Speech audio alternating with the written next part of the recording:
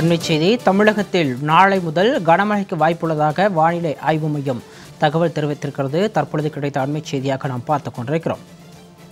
தமிழகத்தில் நாளை முதல் கனமழைக்கு வாய்ப்புள்ளதாக வானிலை ஆய்வு மையம் தெரிவித்திருக்கிறது. தற்போதைய அண்மைச் செய்தியாக நாம் பார்த்துக் கொண்டிருக்கிறோம். நாளை முதல் தமிழகத்தில் கனமழைக்கு வாய்ப்புள்ளதாக வானிலை ஆய்வு மையம் தகவல் தெரிவித்திருக்கிறது. அண்மைச் செய்தியாக நாம் பார்த்துக் கொண்டிருக்கிறோம்.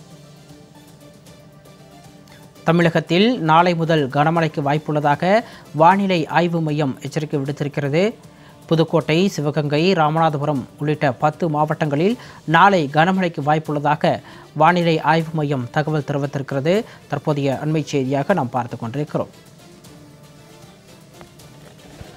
தமிழகத்தில் நாளை 10 மாவட்டங்களில் கனமழைக்கு வாய்ப்புள்ளதாகவும் வானிலை ஆய்வு மையம் தகவல் தெரிவித்திருக்கிறது. தமிழகத்தில் நாளை முதல் கனமழைக்கு வாய்ப்புள்ளதாக தெரிவித்துள்ள வானிலை ஆய்வு மையம் நாளைய தினம் 10 மாவட்டங்களில் கனமழைக்கு வாய்ப்புள்ளதாக தகவல் வெளியிட்டிருக்கிறது. தற்போதைய அண்மைச் செய்தியாக நாம் பார்த்து கொண்டிருக்கிறோம். புதுக்கோட்டை, சிவகங்கை, ராமநாதபுரம், மயிலாடுதுறை, நாகை உள்ளிட்ட மாவட்டங்களில் கனமழைக்கு வாய்ப்புள்ளதாக தெரிவிக்கப்பட்டிருக்கிறது. கூடுதல் விவரங்களோடு எமது செய்தியாளர் ஜெயிலானி இணைப்பில் இருக்கிறார். விவரங்களை கேட்டு பெறலாம்.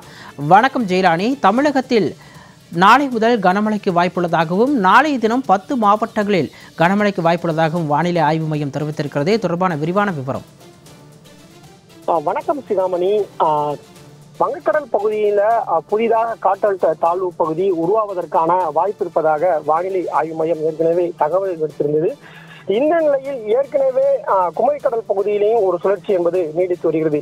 இதன் காரணமாக நாளைய தினம் தமிழகத்தில் 10 மாவட்டங்களுக்கு கனமழைக்கான வாய்ப்பு இருப்பதாக வானிலை ஆய்வு மையம் தகவல் தெரிவித்திருக்கிறது. குறிப்பாக நாளைய தினம் கடலூர், மயிலாடுதுறை, நாகை, ராமநாதபுரம், விருதுநகர் உள்ளிட்ட 10 மாவட்டங்களுக்கு கனமழைக்கான வாய்ப்பு இருப்பதாக தெரிவிக்கப்பட்டிருக்கிறது. குறிப்பாக தூத்துக்குடி, புதுக்கோட்டை, நெல்லை, தென்காசி, கன்னியாகுமரி உள்ளிட்ட தென் மாவட்டங்களிலும் அதே போன்று ஒரு சில உள் மாவட்டங்களிலும் மழைக்கான வாய்ப்பு இருப்பதாக வானிலை ஆய்வு மையம் தகவல் தெரிவித்திருக்கிறது.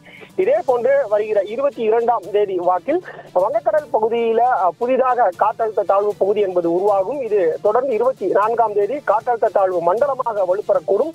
இது தொடர்ந்து தமிழகத்தை நோக்கி நகரக்கூடும் என்பதனால் அந்த 22ஆம் தேதியிலிருந்து அடுத்த ஒரு வாரத்திற்கான மழை என்பது தமிழகத்தில் தீவிரமாக இருக்கும் என்பதாகவும் வானிலை ஆய்வு மையம் தகவல் தெரிவித்திருக்கிறது. சிகாமணி,